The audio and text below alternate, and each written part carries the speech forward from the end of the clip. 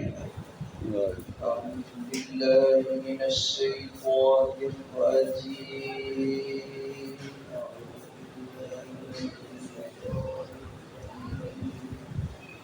بسم الله الرحمن الرحيم.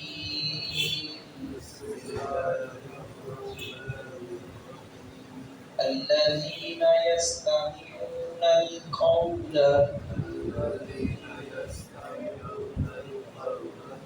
ويتبعون أحسنه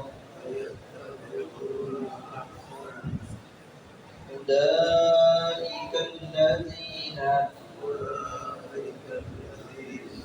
هداهم الله وأولئك هم أولو الألباب.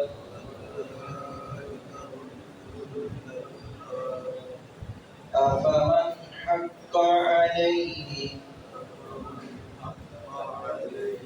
كلمة العذاب أفأنت تنقذ من في النار.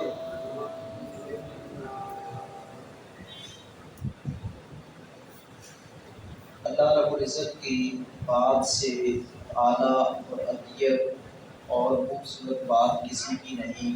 خود اشعار رب عظیم نے قرآن حمید کے اندر فرمایا اللہ نزل احسن الحدیث.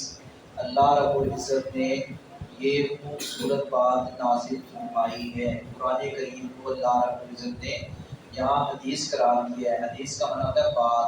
ایک اللہ کی بات ہے, ایک رسول اللہ صلی اللہ علیہ وسلم کی بات ہے. اللہ کی بات کو کلام اللہ کہتے ہیں جو قرآن کریم کا حصہ ہے, اور ایک اور بھی اللہ کی بات ہے وہ الفاظ نبی صلی اللہ علیہ وسلم کے بارے میں ایسی تعریف کی جاتی ہے عموماً اللہ رب العزت کی طرف سے, جسے حدیث قدسی کہتے ہیں. یہ اللہ رب العزت کی باتیں, اور جسے عام لفظ ہم حدیث جو ہے, ویسے تو حدیث کا معنی بات بھی ہوتا ہے, بات کسی کی بھی ہو سکتی ہے, لیکن یہ خاص لفظ ہو گیا ہے رسول اللہ صلی اللہ علیہ وسلم کی بات کے ساتھ کہ آپ کی زبان مبارک سے نکلے ہوئے الفاظ کو حدیث مبارکہ کہتے ہیں.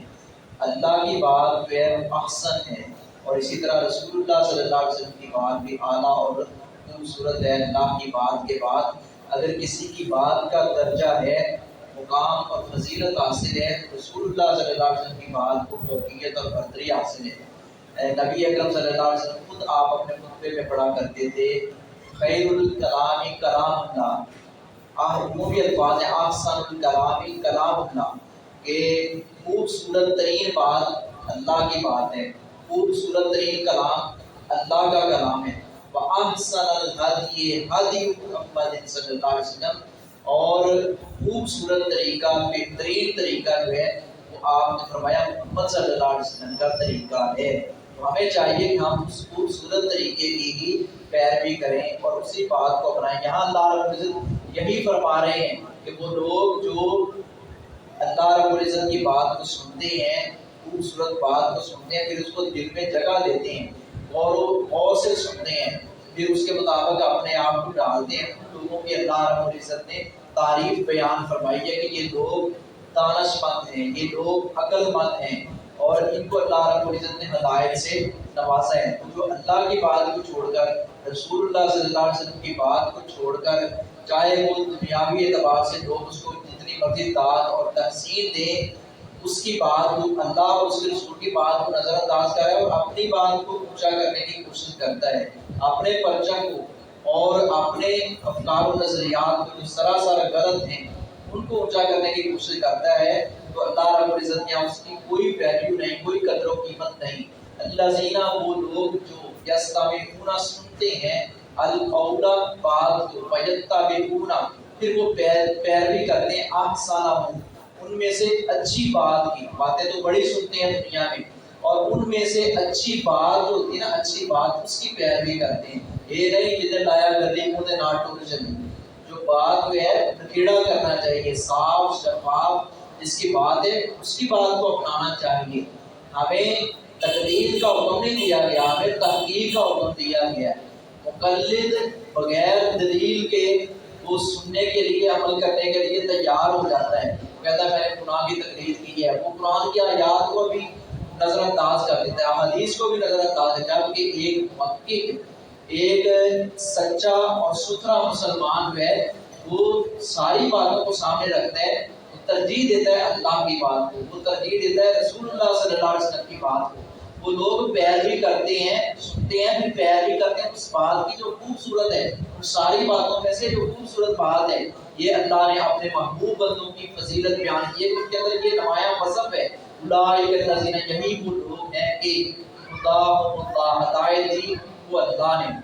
اب اللہ نے فرمایا کہ یہ لوگ ہدایت یافتہ ہیں، کیونکہ ساری باتوں میں سے صاف بات، اللہ کی بات، اللہ کے رسول کی بات کو ترجیح دیتے ہیں، یہ لوگ ہدایت یافتہ ہیں، وَأُولَٰئِکَ هُمْ أُولُو الْأَلْبَابِ، اور یہی وہ لوگ ہیں جو عقل والے ہیں۔